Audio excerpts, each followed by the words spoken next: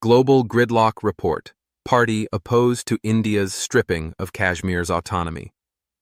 Wins election. In a significant political development, a party opposed to India's controversial move to strip Jammu and Kashmir of its autonomy has won the recent election in the region. This electoral victory could represent a major shift in the political landscape of Kashmir, as tensions between local interests and the Indian government's policies continue to escalate. Before we proceed, please like, comment, and subscribe to help us with the YouTube algorithm. Back in 2019, the Indian government, led by Prime Minister Narendra Modi, revoked Article 370 of the Indian Constitution, which had granted Jammu and Kashmir significant autonomy. This decision was met with widespread protests, both domestically and internationally. Many in Kashmir, a Muslim-majority region, viewed the move as an attempt to undermine their political and cultural identity. For years, the region has been a flashpoint for tensions between India and Pakistan, with both countries claiming the territory.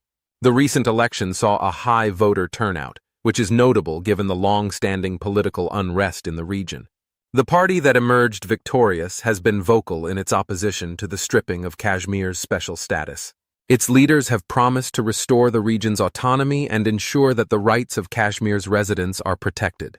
This has struck a chord with many locals who feel marginalized and oppressed by the central government's actions. Observers note that this victory could heighten tensions between the regional government and New Delhi.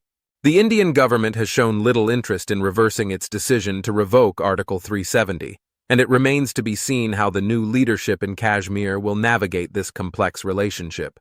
Some analysts believe that the Indian government may tighten its control over the region in response to the election outcome, while others hope for a more conciliatory approach.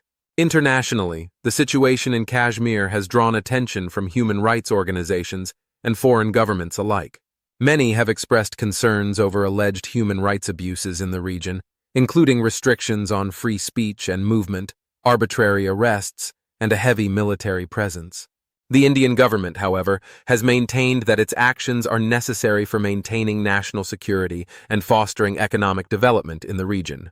The election results come at a time when India is grappling with multiple challenges, both domestically and on the international stage. Relations with Pakistan remain strained, and there is growing pressure from global powers to resolve the Kashmir issue. In this context, the outcome of this election could have far-reaching consequences for India's foreign policy and its relations with neighboring Pakistan. For Kashmiris, the election represents a glimmer of hope that their voices will be heard. The new political leadership is expected to prioritize the restoration of autonomy and the protection of local rights. However, achieving these goals will be no easy task, given the central government's firm stance on maintaining control over the region. The election victory also raises questions about the future of Indian democracy. Critics argue that the revocation of Article 370 undermined democratic principles by imposing changes on Kashmir without the consent of its people. The election result, therefore, may be seen as a pushback against the centralization of power and a demand for greater regional autonomy. In the coming months, the new Kashmiri leadership will face immense challenges as it seeks to balance the demands of its constituents with the realities of Indian politics. The world will be watching closely to see how this delicate situation unfolds and what it means for the broader geopolitics of South Asia.